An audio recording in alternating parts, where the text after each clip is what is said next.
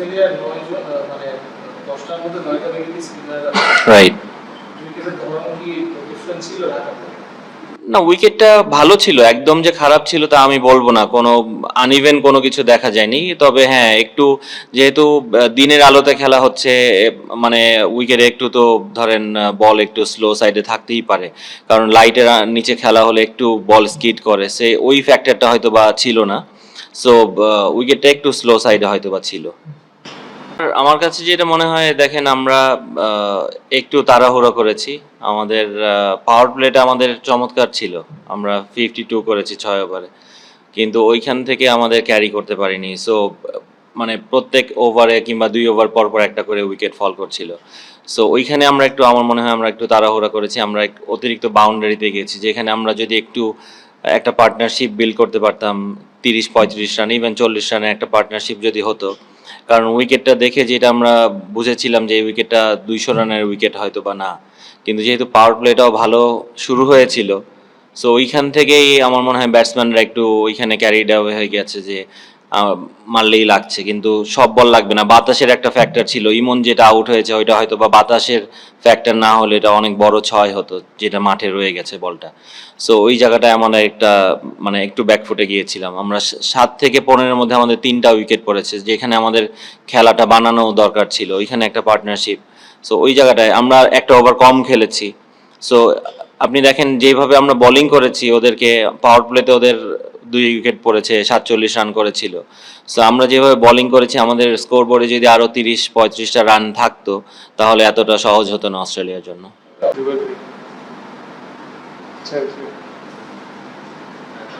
আপনি বললেন যে আগে থেকে আপনারা বুঝছিলেন যে উইকেটটা একটু স্লো হতে পারে। আজকে সবাই দেখলাম বাউন্ডারি লাইনেই ক্যাচ দিয়েছে, বাউন্ডারি প্রায় 80 মিটারের কাছাকাছি। এটা জানার পরেও আসলে না, দেখেন আপনি জানার পরেও একটা ব্যাপার হয় যে আপনি আপনার পার্টনাররা যখন ভালো মারছে, উইকেটে যখন বল আসছে, তখন আপনার ডিসিশন আপনি চেঞ্জ করতে পারেন যে উইকেটটা হয়তো বা এইরকম থাকবে। কিন্তু আমাদের মিস্টেকটা ছিল যে আমরা উইকেট থ্রো করে এসেছি অনেক, আমাদের উইকেটটা দিয়ে দিয়েছি ওদেরকে অনেক। সো ওইখানে যদি আমাদের একটা পার্টনারশিপ হতো, যে কোনো একটা উইকেটে একটা 40 রানের পার্টনারশিপ হলে আমাদের সিনারিটা চেঞ্জ হতো। ওটাই আমি বলছি যে এতগুলো উইকেট যদি আমরা না দিতাম ওদেরকে, আমরা একটা ওভার কম খেলেছি, যেখানে আমাদের টেইলে ব্যাটিং করেছে শেখ মেহেদির সাথে, রাইট? সো ওইখানে যদি আমাদের জেনুইন ব্যাটসম্যানরা ব্যাটিং করতো, তাহলে আমাদের দেখেন শেখ মেহেদিও একটা ওভারে 3টা 4 মেরেছে পরপর।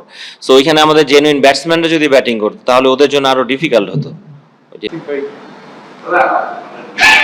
স্পিনাররা কি বলটা অনেক এয়ার মানে ইউজুয়ালি আমরা টি20 দেখি যে বল মানে রান আজকে যে জন্য বোলিং করে, বাট তারা কিন্তু এটাকে কি মানে যে বলটা উইকেট মানে না, দেখেন আমাদের বলের বাইরে মানে জাস্ট আমি স্বামী পাটনে আউটে বলার না, ওরা যেভাবে ট্র্যাপ করেছে আমরা ওদের ট্র্যাপে পা দিয়েছি, আমার কাছে যেটা মনে হয়েছে, কারণ ওরা চাচ্ছিল যে আমরা বড় শট খেলতে, যে একটা মিস্টেক যদি মিস টাইমিং হয়, এবং ওইটাই হয়েছে আমাদের।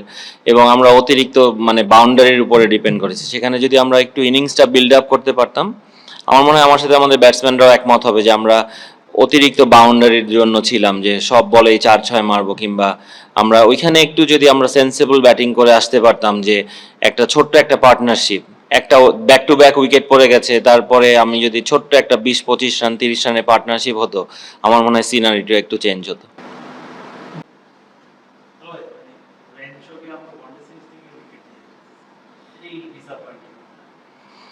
অবশ্যই, কারণ আমার মনে হয় র্যানচো ওই ধরনের এমন এফেক্টিভ বলার না যে এরকম কন্টিনিউয়াসলি আমাদের উইকেট নিয়ে যাবে। সো আই হোপ যে আমাদের ব্যাটসম্যানরা এই জায়গাটা নেক্সট ম্যাচ থেকে ওভারকাম করে ফেলবে।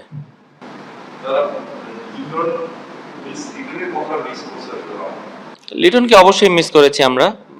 ফিজিও এখন ওকে টেক কেয়ার করছে, আই হোপ আমরা নেক্সট ম্যাচের আগে একটা রেজাল্ট পেয়ে যাব।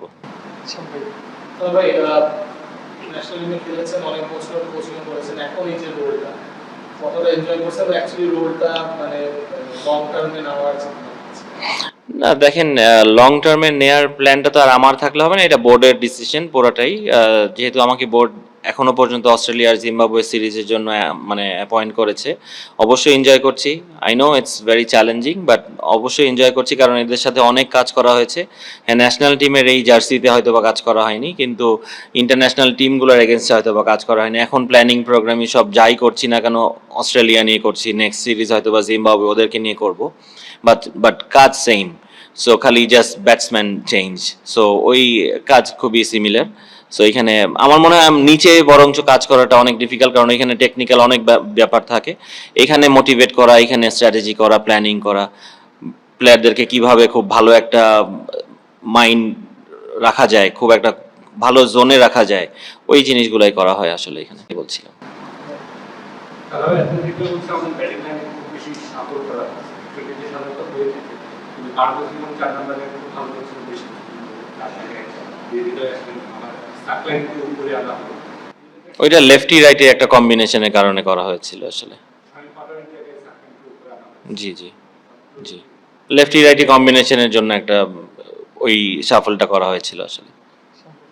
তারা আপনার নিজের পার্সোনাল ক্রিকেটিং থেকে আপনার সময় এবং বাংলাদেশের এখনকার মধ্যে একটা বড় পার্থক্য হচ্ছে যে আপনি যে অনেক আপনাদের সময় যারা প্লেয়ার করেছিল তারা অনেক বেশি ওভার ইউজ হয়ে গেছে, খুব নট প্রোগ্রাম দ্যাট Right. এই জায়গায় বাংলাদেশে এই মুহূর্তে স্পেস এই ক্রিকেটটা আছে আর কি, এই জায়গায় বেটার শেপ।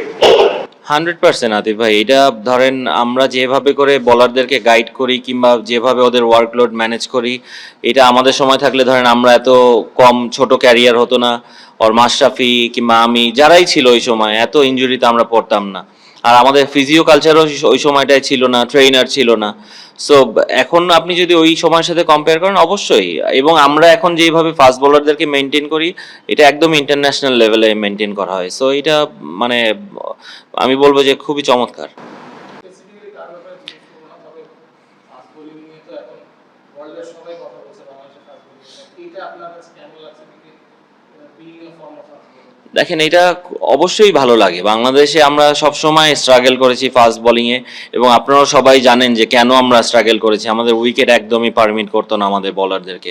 সো এখন বাংলাদেশ যখন আমরা ট্রু উইকেট দেখি তখন খুবই চমৎকার লাগে, এবং আমাদের পাইপলাইন বলেন, ন্যাশনাল টিম বলেন, যতগুলো ফাস্ট বোলার আছে, এবং অনেকেই অনেক কথা বলেন যে সব সময় ক্রেডিটটা আসলে আমাদের লোকাল কোচদেরকে দেওয়া হয় না, কিন্তু নিচে যেই প্লেয়ারগুলো যখন তৈরি হয় তখন কিন্তু আমাদের লোকাল কোচরাই কাজ করেন। সো আমি সবাইকেই ক্রেডিট দিব, সবারই এখানে অনেক ক্রেডিট পাওয়ার যোগ্য তারা।